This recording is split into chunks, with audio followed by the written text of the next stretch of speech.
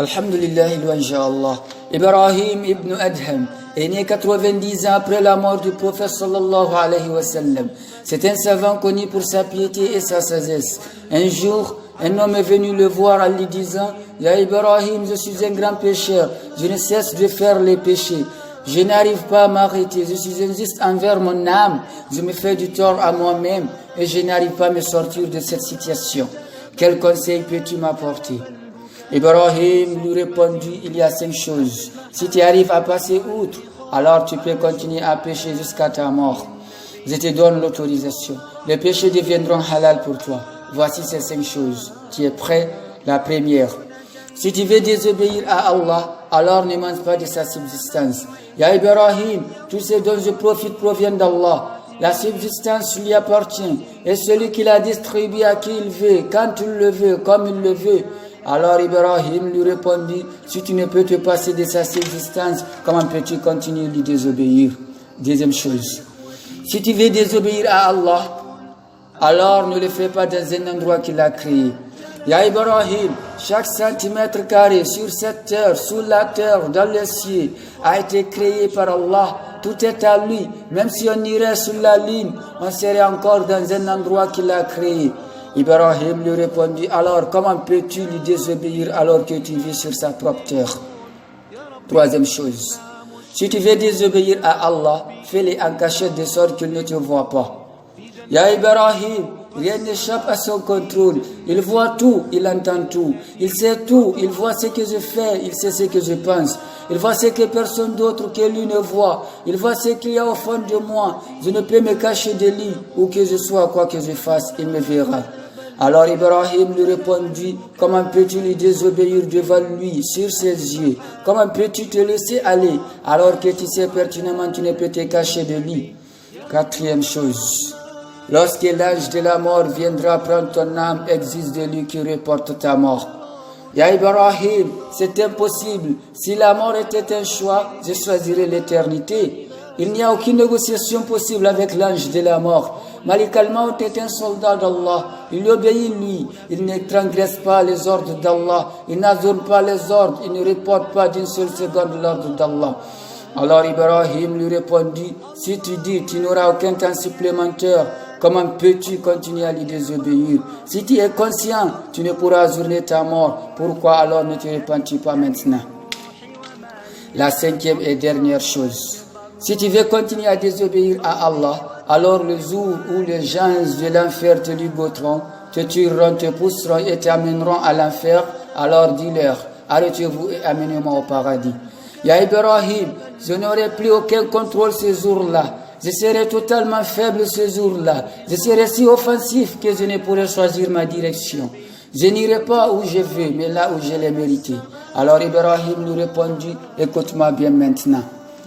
Comment peux-tu persister dans la désobéissance, dans la rébellion, dans les péchés, alors que c'est Allah qui te donne à boire, à manger, qui t'apporte chaque atome d'oxygène, qui te fait respirer et inspirer, que tu marches sur sa terre, que tout ce qui t'entoure lui appartient, que tu vis chez lui, qu'il t'observe en permanence, qu'il connaît tout de toi, qu'il te voit à chaque moment et même entre chaque instant, et qu'un jour qu'il t'amènera à lui, et ce jour celui qu'il a déterminé, et que le jour qu'il t'enverra un ange pour te rappeler, tu n'auras pas ton mot à dire, tu devras tout laisser tomber, tu n'auras même pas le temps de dire au revoir à tes proches, et tu devras repartir, et que si tu es entouré par les gens du châtiment, tu ne pourras pas les défier. Tu seras comme un caillou face à des montagnes.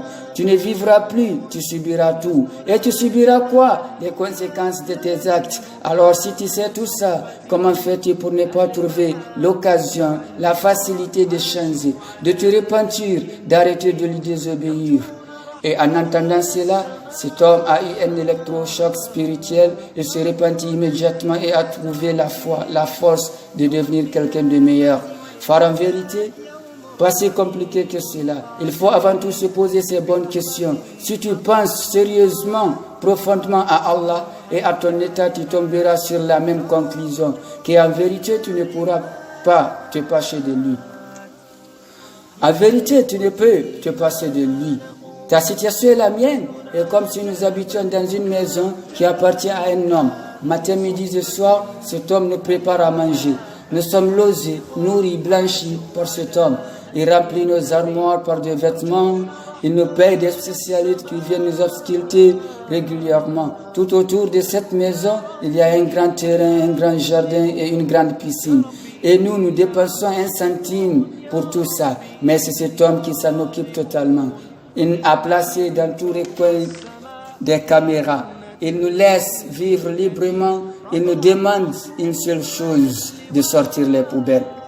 Et nous, malgré tous ces bienfaits, on abuse. On fait des caprices de pourri gâtés. On repousse parce qu'on a la flemme. Malgré ça, cet homme nous appelle tous les jours. Il nous rappelle notre devoir. Le seul qu'il attend de nous, n'oublie pas de sortir les poubelles. Mais quand on ne les sort pas, celui qui s'en occupe, il se patiente avec nous. Il nous laisse des chances, mais nous on vit dans l'insouciance, inconscient de notre état, insensible à sa bienfaisance. Et lorsqu'on est pris de remords, ça ne dure pas plus longtemps. On retombe toujours dans notre avers. On n'a pas donné à cet homme sa vraie valeur. Ainsi sommes-nous avec Allah. C'est exactement la situation avec Allah. Il nous a tout donné. La seule chose qu'il attend de nous, c'est que l'on sorte les poubelles dans notre cœur. L'on se purifie. Que l'on soit quelqu'un de bien, de bon, de pur, dans l'apparence et à l'intérieur. Mais nous, on répète, on réitère ces péchés qui pourrissent et noircissent notre cœur. Il nous a donné et confié une âme clean, immaculée. Dans quel état on lui rendra? C'est pour cela il nous dit Ba'a'udhu billahi minash shaitanir rajim Ya ayyuhalladhina amanu tubu ila Allahi tawbatan nasuha. Oh vous qui avez écrit, repentez-vous à Allah de repentir sincère. Il se peut que votre Seigneur vous efface vos fautes. Asa rabbukum an yukaffira ankum sayyi'atikum wa yudkhilakum jannatin tajri min tahtiha al-anhar. Et qu'il vous fasse entrer dans les jardins sur lesquels coulent les ruisseaux. Allah, il est inna Allah yuhibbu at-tawwabin wa yuhibbu al-mutatahhirin. Allah subhanahu wa ta'ala, il est le grand accueillant du repentir. Il accepte ceux qui se reviennent, ceux qui se repentent à lui. Et le repentir, c'est pas juste avec la langue, c'est de changer pour purifier son cœur. Allah, comme j'avais dit, il est inna Allah yuhibbu at-tawwabin wa yuhibbu al-mutatahhirin. Allah aime ceux qui se répandent, il aime ceux qui se purifient. Donc chacun entre nous, quel que soit son niveau, se serve de ce rappel pour se repentir sincèrement et qu'Allah nous pardonne et accepte nos repentures. Sur ce, je te dis à la prochaine vidéo, Inch'Allah.